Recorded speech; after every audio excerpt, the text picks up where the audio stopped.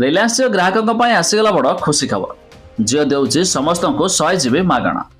आपण माने जानिछंती रिलायंस जियो सबबेले तार ग्राहक मानको नुआ नुआ ऑफर देई थाए। ठीक सेमिति अगस्त मास 29 तारिख रे गला जियो रो 47तम वार्षिक उत्सव। एही अवसर रे जियो देला तार ग्राहकों पई बड़ खुशी खबर। आसंतु संपूर्ण अपडेट जानिबा ता पूर्वरु वीडियो को लाइक करंतु, सब्सक्राइब करन थिले एबे सब्सक्राइब करी पाखर थिबा घंटी चिन्ह को दबा दियंतु।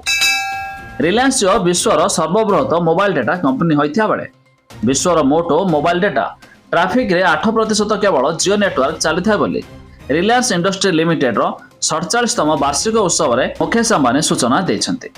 से कहिसंती कंपनी रो ग्राहक आधार एवं डेटा व्यवहार क्रमागत भाबे वृद्धि पाउछि। जियो नेटवर्क रे मोबाइल उपभोक्तांक संख्या प्राय 49 कोटी रहिथिया बेले हाराहारी भाबे प्रत्येक जियो ग्राहक मासिक 30 जीबी डाटा मध्य अधिक व्यवहार करुछि। देशर प्रमुख घरोई टेलीकॉम कंपनी रिलायंस जियो तार ग्राहक मानकु 100 जीबी मागणा क्लाउड स्टोरेज प्रदान करिवो।